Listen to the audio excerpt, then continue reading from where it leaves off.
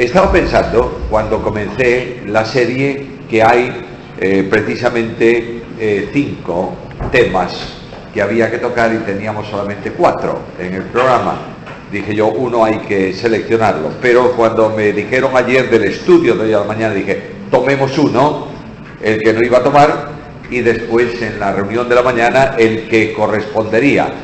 De manera que en el estudio de ahora, la centralidad de Cristo en cuanto a poder, y capítulo 4 y versículo 13, que es el núcleo de ese capítulo, y después tendremos en la mañana, si el Señor lo permite, la centralidad de Cristo en cuanto a esperanza. Nuestra ciudadanía está en los cielos. Ahora, la centralidad de Cristo en la epístola tiene unas consecuencias, como habéis visto. En primer lugar, Cristo es razón, modo y esperanza de vida en 1:21. Para mí, el vivir es Cristo. Cristo es razón de entrega y ejemplo de entrega. Capítulo 2, versículos 5 al 8. Hay en vosotros el sentir, el mismo sentir que hubo en Cristo Jesús. Cristo es causa, motivo y razón de cambio personal. Todo lo que yo tenía de valor lo considero como perdido, como estiércol, como basura, dice Pablo, a fin de ganar a Cristo y conocerlo. Ahora llega el capítulo 3. Dejémoslo ahí, será el de la reunión de la mañana. Cristo es esperanza, porque nuestra ciudadanía está en los cielos, de donde también esperamos al Salvador. El capítulo 4, Cristo es la fuente de poder, y la vida cristiana discurre precisamente en eso. Y Pablo dice, todo lo puedo en ¿quién? En Cristo que me fortalece. Es muy necesario tener claro que no hay ninguna duda en el estudio del Nuevo Testamento que la comunicación de poder procede de la tercera persona divina, el Espíritu Santo. Y en Hechos de los Apóstoles se lee continuamente, el lugar donde estaban congregados tembló y todos fueron llenos de poder inmediatamente. Pero aunque realmente el Espíritu Santo es el comunicador, el gran comunicador del poder de Dios, el Espíritu Santo, el poder del Espíritu y las bendiciones de Dios no proceden del Espíritu directamente, sino de Cristo. Es decir, Dios abre su mano para bendecir, pero las bendiciones, según salen de Dios, no son asimilables para el hombre. Hay que adecuarlas, adaptarlas. Pongo un ejemplo, lo pongo tantas veces que algunos ya lo habéis oído más de una vez. La gallina come maíz, ¿verdad?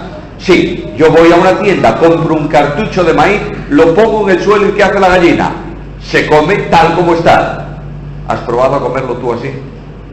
Si tú comes un poco de maíz, según lo compras, si eres capaz de comerlo, vas a tener un problema de estómago muy serio. Para que yo pueda asimilar el maíz tengo que adecuarlo, tengo que cocerlo, tengo que panificarlo, no importa lo que. Pero no es maíz, sí, pero está adaptado a mí para que yo pueda absorberlo. Las bendiciones de Dios solo pueden ser absorbidas por el hombre a través del único mediador entre Dios y los hombres, que es Jesucristo y que es hombre. Por tanto, el Espíritu Santo, cuando comunica perfecciones de Dios al hombre, las comunica tomándolas de Cristo. Él tomará de lo mío y os lo hará saber. Cuando hablamos de gozo, el gozo que el Espíritu produce en el creyente no es otro que el gozo de Jesús. Dice, les he dado mi palabra para que tengan mi gozo y mi gozo sea cumplido en ellos. ¿Recordáis esto? El amor es el amor de Cristo. La paz os dejo, mi paz os doy, y así sucesivamente. El objetivo del Espíritu Santo es que nosotros seamos hechos conformes a la imagen de su Hijo.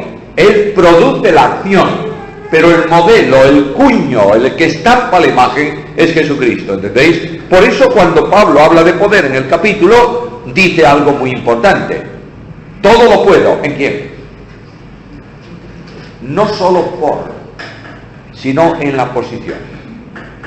No hay poder fuera de Cristo, ¿me estáis siguiendo? Por tanto, cerca de Cristo no hay ningún poder. Solo hay poder cuando tú estás en Cristo.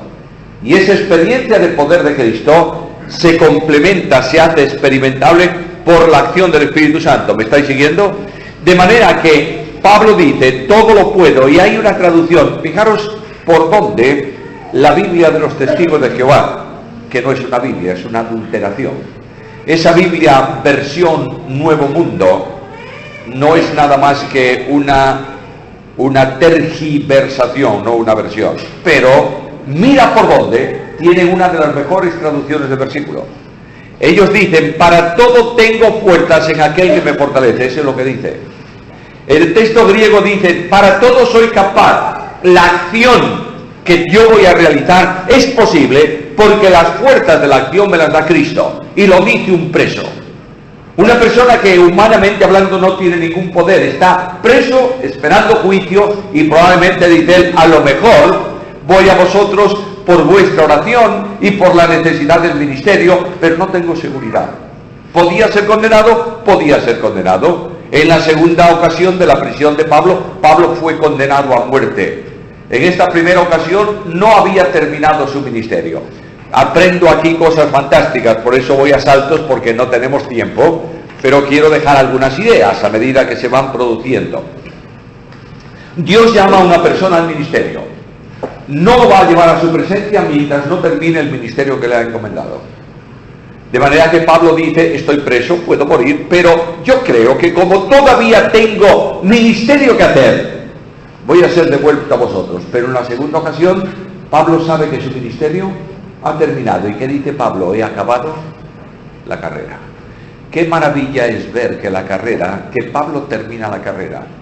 Quiero decir a mis hermanos que están en la obra, líderes de la iglesia, tengamos mucho cuidado, no sea que la carrera termine con nosotros. ¿Me estáis siguiendo? Es decir, tenemos que atender a la obra de Dios conforme a lo que Dios quiere que hagamos, no más allá de lo que debemos hacer. Ahora, él habla de poder. Todo lo puedo en Cristo. El otro día, no sé cuándo fue, me parece que fue anteayer, dije que el gran discurso post-pascual, es decir, después de la muerte de Jesús, es un discurso de poder. Y Pablo en esta misma epístola habla de esas dos posiciones. Antes de la cruz, humillación. Después de la cruz, gloria.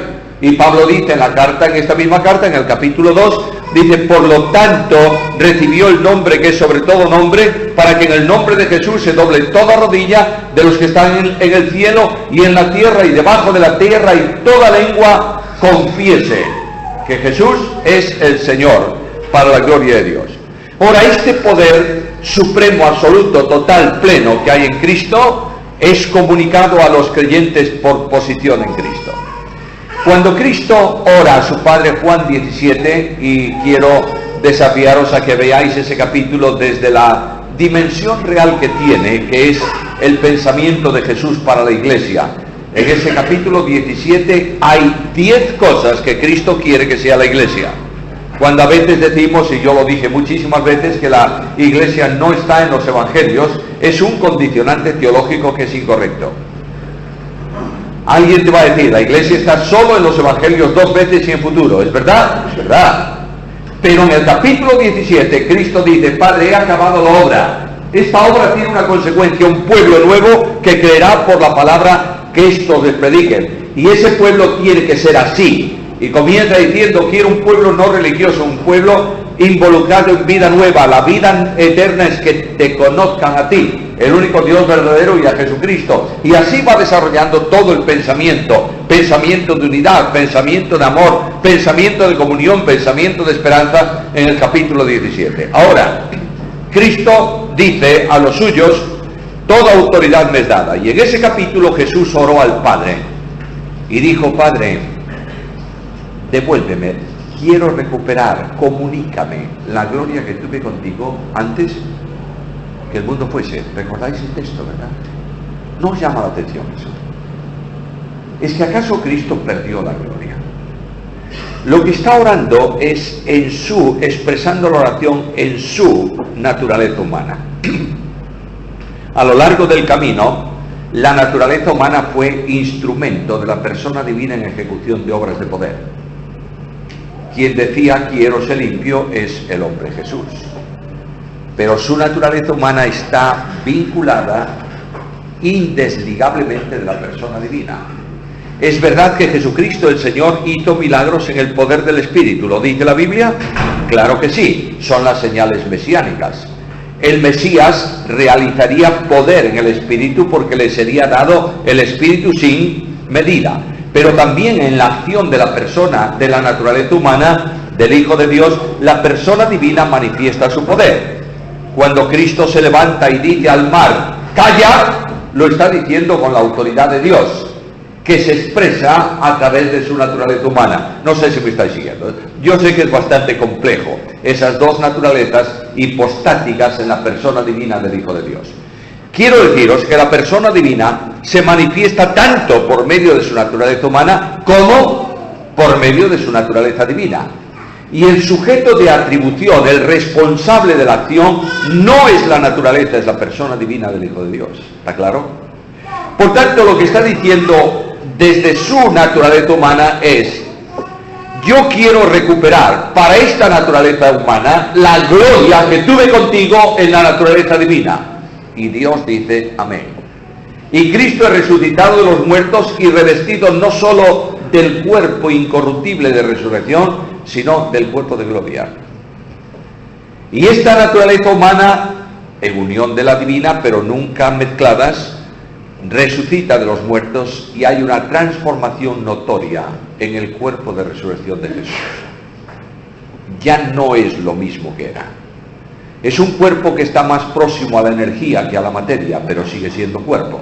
¿Recuerdas que Jesús dice, tocadme y ved que yo no soy un espíritu, tengo carne y huesos, como vosotros podéis ver? Esta naturaleza humana de Jesús puede trasladarse a la velocidad impresionante de desplazarse de Jerusalén a Galilea, de entrar y salir de un lugar con las puertas cerradas, y hay en el cuerpo de resurrección un cambio de aspecto, de manera que los discípulos de Maús no lo conocen, no por falta de fe, que también lo hay, y por todas estas cosas, no lo conocen simplemente porque se apareció, dice el texto bíblico, de otra manera, en otra forma, a los discípulos. Ahora bien, este Jesús, nuestro Señor, traspasa en su naturaleza humana resucitada y glorificada, traspasa los cielos. Y en el trono de Dios hoy hay un hombre sentado, la naturaleza humana de Jesús, para que nosotros tengamos una referencia clara de cómo vamos a ser. Como es Él, así seremos nosotros también. Ahí tienes toda la maravilla del cuerpo de resurrección. Ahora, este cuerpo, naturaleza humana, unida a la naturaleza divina, son parte integrante de la persona divina del Hijo de Dios. Es decir, las dos naturalezas subsisten en la persona divina. Por tanto, a quien tenemos en los cielos es Dios hombre, es decir, la manifestación admirable de la eterna condición divina y la manifestación gloriosa de una naturaleza humana sumida por concepción en el tiempo histórico de los hombres. Este admirable Jesús tiene poder. Y tú tienes poder. ¿Por qué? Porque estás en Cristo. Todo lo puedo. ¿En quién? En Cristo. No todo lo puedo por, sino todo lo puedo en. Cuando tú estás en Cristo, el poder de Cristo se te comunica a ti. De la misma manera que el poder de de la misma manera que la naturaleza divina comunicable, que es la vida eterna, se te comunica por unión con Cristo, el poder de Cristo está a tu disposición en los momentos en que sean necesarios. ¿Está claro? Cristo no hizo milagros todo el día. ¿Podía hacerlo? Sí que podía. ¿Podía producir grandes espectáculos? Sí, podía. ¿Lo hizo? No. Solamente en momentos puntuales. De la misma manera le es hecho, si te das cuenta que es así. Los creyentes no estaban haciendo milagros todo el día, pero lo hacían en el poder de Jesús cuando era necesario, ¿está claro? Y la gente estaba impactada porque podían ver ¿qué cosa? El poder de Jesús. Ahora, ese poder nos da victoria, y la victoria que vence al mundo es nuestra fe, porque descansa ¿en quién? En Cristo y en el poder de Cristo. Luego no hay victoria en el mundo, no hay victoria sobre el yo, no hay victoria sobre la carne, no hay victoria sobre ninguna cosa, a no ser que tú estés vinculado a Cristo. Cuando Cristo habla de su liberación, cuando Él habla de libertad, dice algo muy importante: si el Hijo os libertare, seréis verdaderamente libres. Y lo que dice el texto griego es eso. Pero el sentido de la frase es: solo cuando el Hijo te libera, eres libre, ¿entiendes? Es decir, toda la liberación que produce libertad en tu vida procede del poder de Jesús. De manera que el yo, ¿qué es el yo? ¿Tú sabes lo que es el yo? ¿Sabes cuál es la persona más importante de la iglesia? Yo. ¿Y sabes cuál es la persona más importante de mi casa? Yo. ¿Y sabes cuál es el hombre más capaz de todos para lo? Yo. Ahí tienes el yo. Eres un esclavo cuando maneja el yo tu vida, ¿verdad? Y de pronto Dios trata por el poder de la cruz de Cristo ese yo. Y dice: con Cristo estoy juntamente crucificado y ya no vivo yo. Hay el poder del mundo. No trates de luchar tú contra el mundo porque no puedes. ¿Me estás entendiendo? Porque el mundo forma parte de la experiencia natural de vida de tu vieja naturaleza que se desenvuelve ahí. ¿Quién te libera del mundo? El apóstol Pablo dice: lejos esté de mí gloriarme, sino en ¿qué? En la cruz de nuestro Señor Jesucristo, por quien el mundo me es crucificado a mí y yo al mundo. ¿Notas esto? Vinculación con te produce liberación. La carne, la carne. La carne, leemos las obras de la carne porque manifiestas son las obras de la carne, que son adulterio, fornicación, inmundicia, lascivia. Decimos: estoy libre, párate. Pleitos, celos, iras, contiendas, disensiones, eso es carne. Y te das cuenta de que tú tienes un agobio y que necesitas poder liberador. ¿Es así? ¿Cómo te liberas? Los que han sido bautizados en Cristo han crucificado la carne con sus pasiones y deseos. ¿Te das cuenta? Todo lo puedo. ¿Por qué? Porque estoy viviendo la fuente del poder. Porque esa fuente del poder que es Cristo vive en mí y forma experiencia en nuestra vida. Ahora, esa experiencia de poder se transmite a toda la experiencia de la vida, ¿sí o no? A veces pensamos en grandes manifestaciones de poder. Bueno, vamos a ver, sería fantástico que entrase hoy un cojo aquí al local y pudiésemos decir: te sano en el nombre del Señor. ¡Qué manifestación de poder! Hay otros que buscan manifestación de poder en la caída en el espíritu y cosas por el estilo, no importa lo que. No quiero decir, ni mencionar, ni juzgar. Cada uno tiene que dar cuenta delante del Señor, ¿es así? Muy bien. Pero quiero decirte que el poder lo necesitas en medio de las pruebas. No siempre nos damos cuenta de esto. Cuando vienen las circunstancias dificultosas en la vida, nosotros tenemos seguridad. ¿Sabes por qué? De manera que podemos decir confiadamente: el Señor es mi ayudador. No temeré lo que me pueda hacer el hombre. El Señor está en el control y en la ayuda.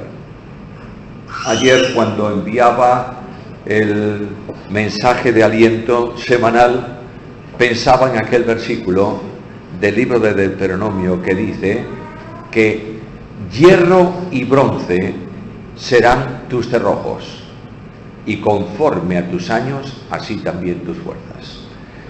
Me produjo un tremendo impacto, ¿sabes? La idea de una fortaleza en donde tienes no solo una buena puerta, sino un excelente cerrojo. Nadie puede romperlo.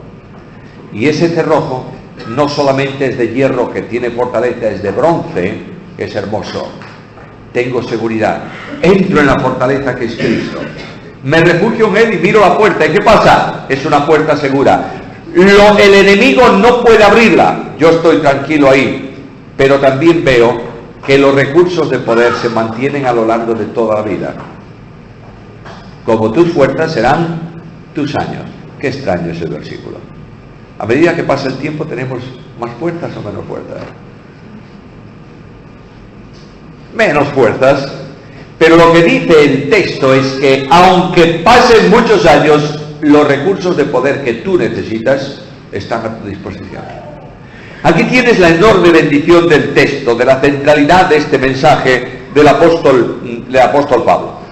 Tenemos un cuarto de hora y quiero hacer la aplicación. Veo el capítulo y me doy cuenta que Pablo habla de esto por su experiencia propia, pero habla de esto en relación con algunas cosas que están en el capítulo. Versículos 1 al 4 del capítulo 4. Versículo 2. Nos llega con el versículo 2. Ruego a Evodía y a Síntique que sean de un mismo sentir en el Señor. Evodía significa buen camino.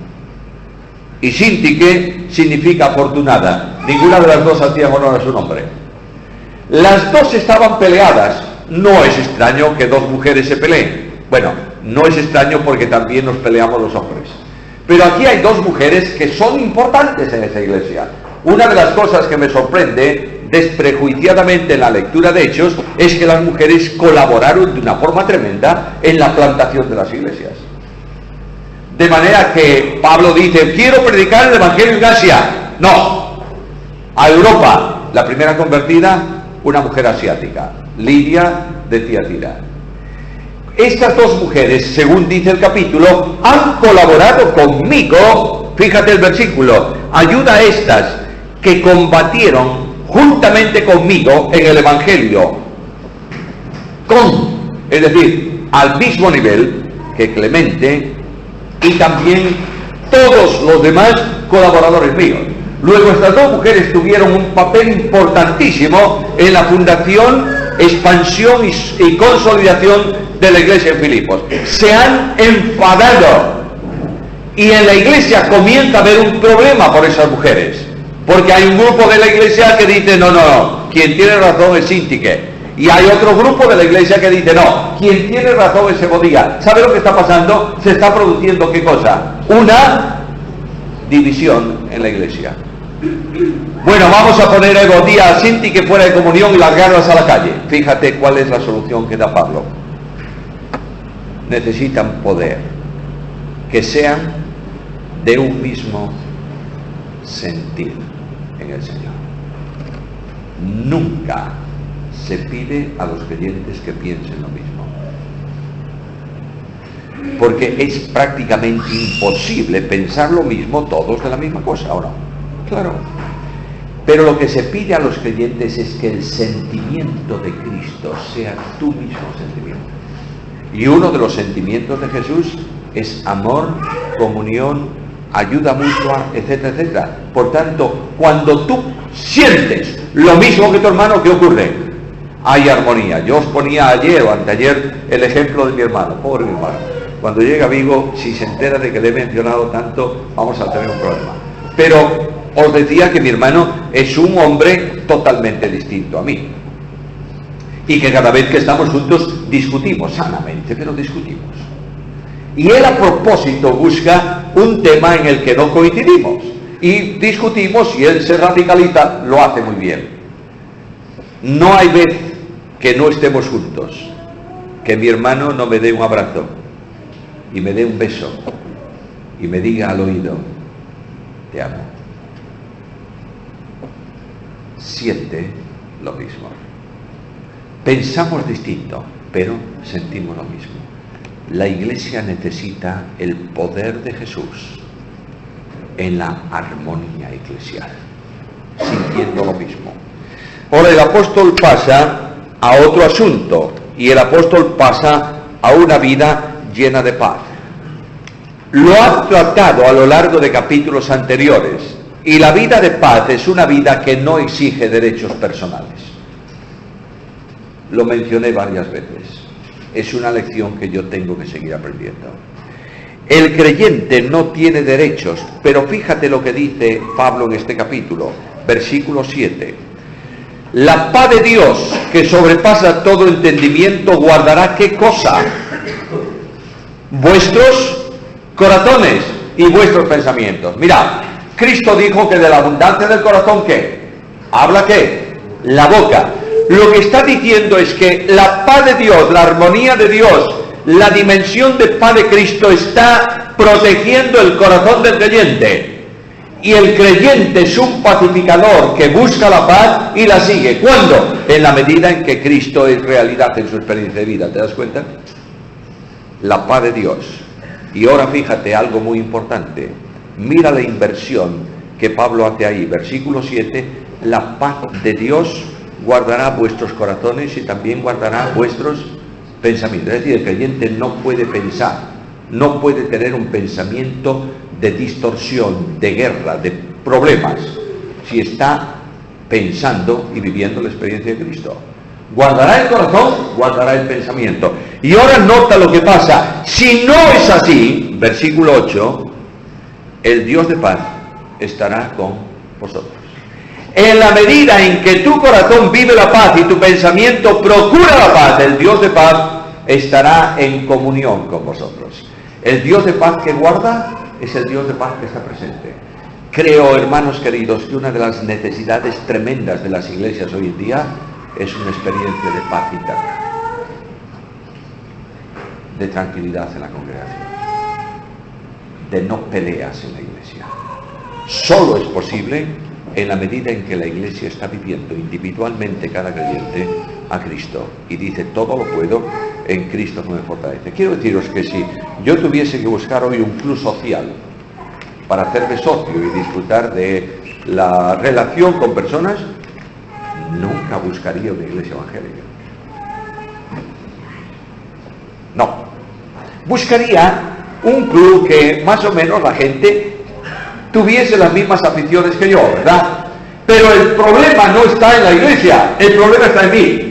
En la medida en que mi corazón está involucrado en el poder de Cristo para paz y la mente mía está involucrada en el poder de Cristo para paz, yo buscaré en la iglesia, ¿qué cosa? La paz. Y no va a haber nada en la iglesia que me saque de quicio. Solamente cuando algún hereje venga por ahí y trate de convencer a la iglesia, entonces pelearé urgentemente contra él con todo el poder que yo tenga procedente de Cristo. ¿Qué quieres decir, Samuel? Explícate un poco. Hace unas semanas, unos meses, ¿no?, venían a la iglesia el domingo por la mañana 2 ancianos de los adventistas. No me molestan lo más mínimo, por favor, ojalá vinieran a toda la iglesia. Traían CDs y al final del culto de la mañana, dentro del templo, se ponían en la puerta y repartían CDs. ¿Tú sabes lo que decía ese CD? Somos unos perversos porque no guardamos el sábado. Somos unos perversos si insistimos en el infierno. Venía de viaje. Los vi allí y dije: qué raro, yo los conocía. Qué raro estos dos aquí. Y cuando termina la reunión, empiezan y me dicen: mira, ya estamos otra vez aquí. ¿Haciendo lo qué? Y me encontré a mi compañero de pastorado que hablaba con ellos. Este compañero mío es todo bondad, misericordia, gracia, mansedumbre, tolerancia, templanza, todo. Y ahí está diciéndole a ellos: pero mira, por favor, que no es bueno que vengáis a hacer esto. Yo me fui a ellos porque vi que aquello no cambiaba. Me fui a ellos y allí dije a los hermanos: a ver, vengan todos esos CDs para acá. Vamos. Y le dije a ellos: la próxima vez que os vea aquí, dentro de la iglesia, paro el culto, subo al púlpito y le voy a explicar a la iglesia quiénes sois vosotros. Y ahora, fuera. Nosotros no queréis nada, a la calle.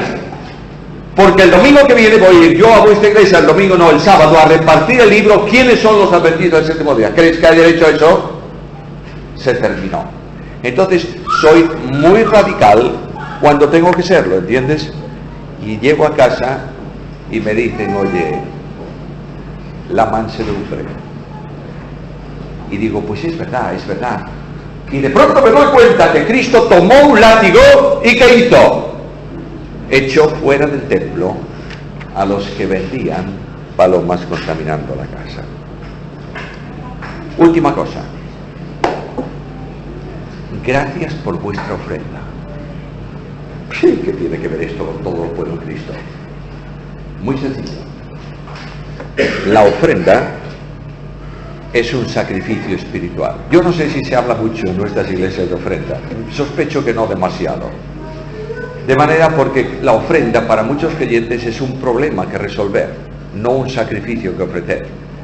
Y la Biblia dice, y Pablo dice aquí, que la ofrenda es un sacrificio espiritual, agradable delante de Dios, acepto delante de Dios. Luego, como sacerdote espiritual, yo tengo que ofrecer el sacrificio ¿de qué? De la ofrenda. Yo sé que muchas personas dicen, ¿y cuánto tengo que ofrendar? Y ahí viene el problema serio. Si tú te atreves a decirle, bueno, el diezmo es la expresión mínima de ofrenda, te dirán, pero no estamos bajo la ley. Y tú tienes que decirle que poco sabes de Biblia, porque el diezmo no es de la ley. Abraham dio diezmos a Melquisedec 400 años antes de la ley. Luego, no es de la ley. Bueno, pero Pablo dice cada uno según naturalmente, porque Pablo se da cuenta que en el Nuevo Testamento hay una inversión en cuanto al diezmo. Cuando Dios establece por ley el diezmo en el Antiguo Testamento, le da la propiedad de la tierra ¿a quién? A los israelitas. Título de propiedad. Esto es tuyo, yo te lo doy. Ahora, de eso que es tuyo, el 10% me lo das a mí. ¿Está claro? Muy bien. Vengo al Nuevo Testamento y me doy cuenta que Pablo dice, porque habéis sido comprados, ¿por qué? Por precio. Luego, ¿no sabéis que no sois vuestros? Dios me ha comprado y me ha hecho esclavo administrador de todo lo que Él me da. El negocio, el trabajo, no importa lo que. De manera que cuando yo me limito a dar el diezmo, estoy quedándome con el 90% de lo que es del Señor. ¿Me está siguiendo? Por eso Pablo dice, cada uno ofrende conforme a lo que ha sido bendecido. El siervo administrador, el criado administrador de un terrateniente griego o romano, decía, qué bendición administrar tanto, voy a ser fiel. ¿Me está siguiendo? De la misma manera tú y yo. Decimos al Señor y ofrendamos conforme a esto. ¿Por qué? Porque la ofrenda es una expresión de fe. Viene la viuda en tiempos de Cristo. ¿Qué trae la viuda? ¿Cuánto trae la viuda en el bolsillo? 2 blancas. Poquito. ¿Sabe lo que dice Cristo? Lo que recoge el Evangelio.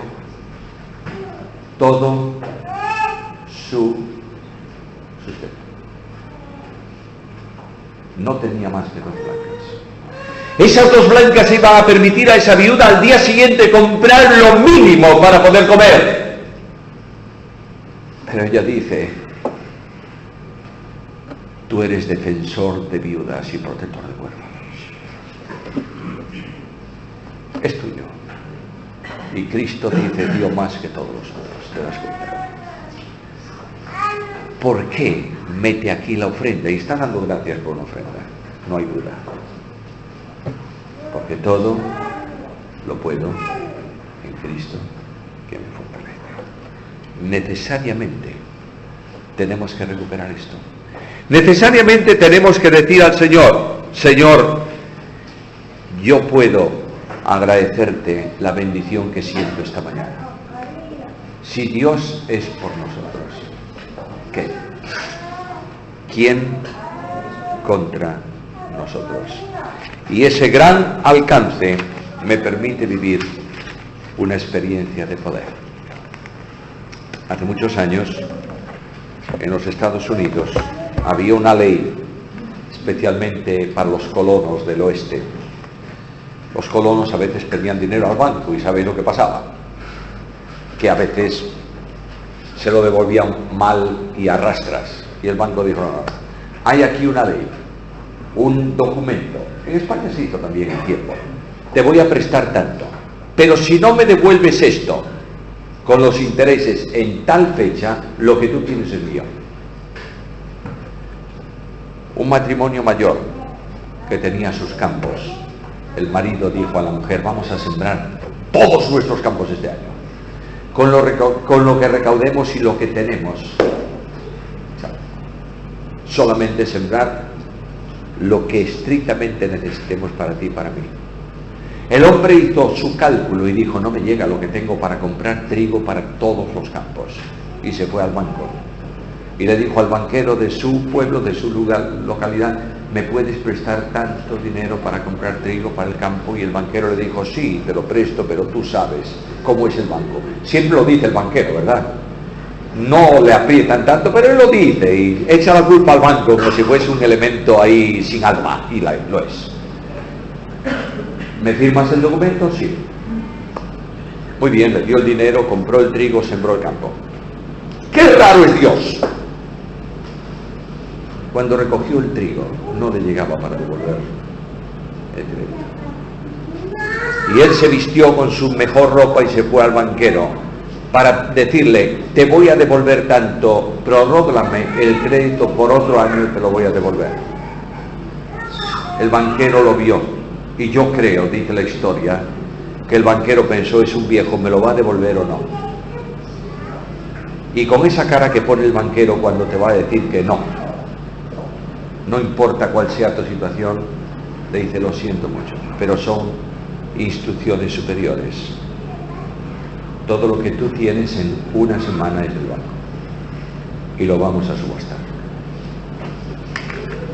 15 días después, un viejecito se presentaba en la subasta de sus propiedades para conocer al nuevo dueño, y habló con él y le dijo: ¿cuánto tiempo tengo para abandonar mi casa? Y le dijo: 15 días. Y este hombre caminó hasta su propiedad con el corazón angustiado, ¿te das cuenta? Y cuando llegó a la valla de su campo, miró el campo y empezó a llorar, y buscó un pañuelo en su bolsillo, y no encontró el pañuelo, encontró un papel. Su esposa lo había puesto y le había escrito estas palabras: todo se va, mas tú te quedas, sí, cerca, muy cerca, amado Salvador. No importa lo que te saque, no importan las pruebas, mientras puedas decir: todo lo puedo en Cristo.